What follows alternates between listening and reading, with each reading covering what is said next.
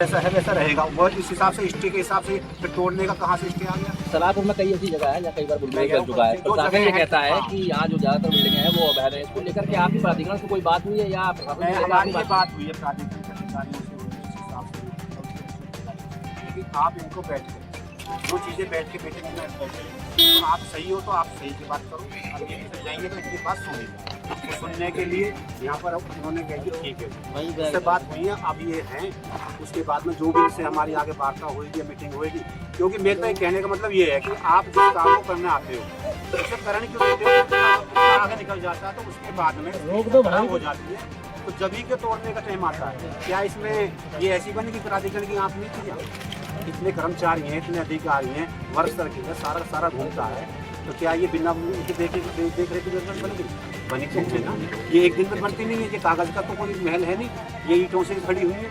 एक लेंटर गेंद में महीना भर तो लगता ही है, तो मेरे ख्याल से 2-2 साल का ये कंस्ट्रक्शन हो गया, आज इनको याद आई नहीं, क्योंकि जब ये लोगों ने इनको बेच के यहाँ पर गरीब लोगों के आशियाने हुए, जब इनको तोड़ने की बात आई, उससे पहले आखिर होता क्या है हमारी समझ में आज तक नहीं आ रहा। ये समझना हमें पड़ेगा। सलारपुर ज़्यादातर जमीनों को बताते हैं कि ये आश्रम की ज़मीन है, ये आश्रम की ज़मीन है, तो आश्रम अगर इनको बेच रहा है तो आश्रम पर कार्रवाई करें ना, गरीब आदमी की कार्रवाई करें। क्या यथास्थिति के बाद भी, यथास्थिति बरकरार होने के बाद भी लगातार काम भी चलता रहा है ऐसी भी जगह? यहाँ पे जो हम जहाँ आए हैं ये किधर साइड में है, इस साइड में गांव से लगी हुई है, इसमें 3 महीने से काम भी नहीं चल रहा।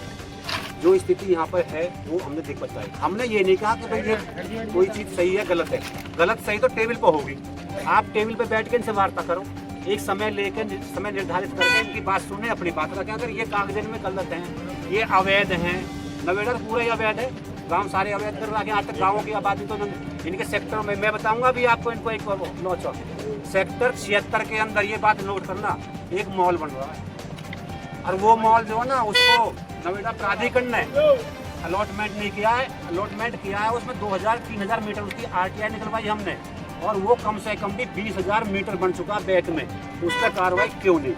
इस बात को बताएं आप, वो क्यों किसकी शॉर्टकट से बना इतना बड़ा मॉल? देखो क्षेत्र में बन रहा, उसका नाम मेरे भूल रहा हूँ मैं, स्ट्रीट 76, हाँ वही स्ट्रीट 76, वो पीछे रात को काम चलता है, वो किसकी सह पे चलता है ये बताए प्राधिकरण। आखिर क्या है लोचा, क्या चल रहा है? गरीब के आशियाने पे लोचा होता है, या उस पर भी वहाँ एक दुकान की कीमत कम से कम 5 करोड़ रुपए है, तो वो बन कैसे रही है?